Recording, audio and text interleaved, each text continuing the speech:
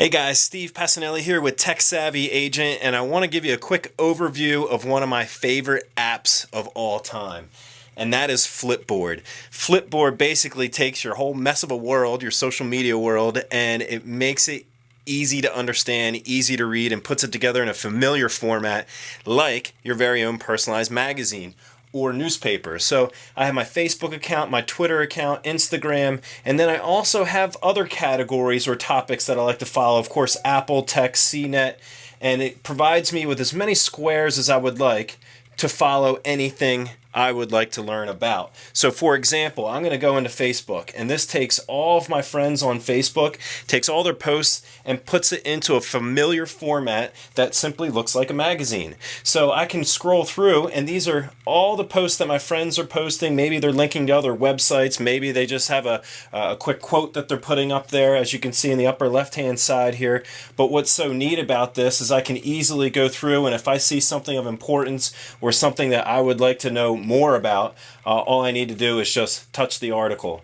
What's really cool about this, here's the Facebook post right here, but it's actually linking to a website, and look how the website is actually built right into that post. So now I can instantly read about the Inman news events while still in Flipboard, my application. If I hit close here, I'll go back out, but actually if I like this article, I'm just going to hit the thumbs up like on Facebook, just like you would on the normal Facebook app. A little bit more appealing to do it here though. I can also make a comment by touching the arrow button there, and I can type in a comment about this particular article, but it's not all about Facebook.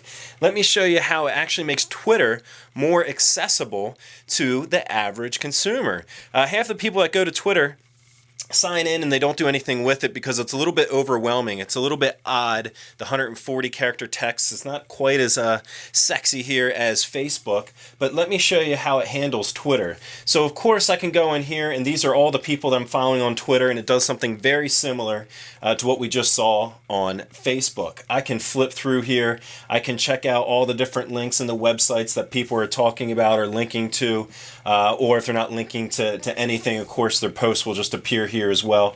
Very simple, very easy to use. I can touch anything I would like and get some more info about that article. And as you could see, here's the original Twitter post. Here's what Flipboard actually brings in with the picture and the website instantly built right on there. Pretty cool stuff. You can favorite, you can retweet with comments, or just retweet it.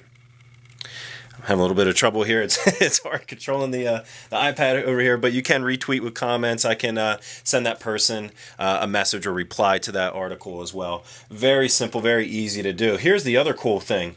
If I hit the Twitter drop down here, all my lists of people that I'm following, I made a custom list here of real estate gurus, and I can touch gurus. It brings up the people that I follow here that I trust in the real estate world or real estate realm, and it's going to simply create a nice looking magazine about all their posts. So I can see the first one here, my buddy Chris Smith.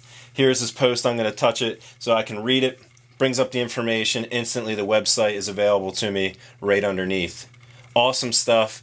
I can retweet this, which I will, and I'll just retweet it without comments there from my buddy Chris, and I'm sure I'm going to read that article later. So what I just did here by searching for my gurus is I brought up the magazine, and I know I want to keep reading this magazine because it's all my favorite people in real estate. Check out this button up top. Add to contents.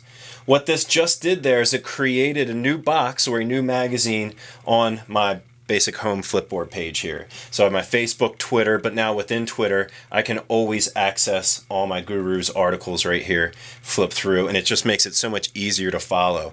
I was just doing a presentation or giving a presentation at Explode, and that was in Orlando. So you can even follow hashtags. So I'm following Explode, and here's what everyone said about that Explode event. Pretty darn cool. So I think, I'm not sure, I didn't test it out, but I think you can create unlimited squares. They have a bunch of options that you can select from, predetermined options here for magazines that you can follow, or news, business, finance, and there's tons of options within each category. So if I want to follow sports, I can flip through and go to Car and Driver or Ski Magazine. The great thing is it's simple. You know how to use it the first time you log in, and it makes all the content look great. So I hope I gave you a nice overview of Flipboard, how it works. The only bad part about Flipboard is if you don't have one of these bad boys right here, an iPad, you can't get it right now. It's only for an iPad. If you have an iPad, it's a no-brainer. It's a free app. Go and download it. You will love it. Steve Passanelli with Tech Savvy Agent. I hope you enjoyed it.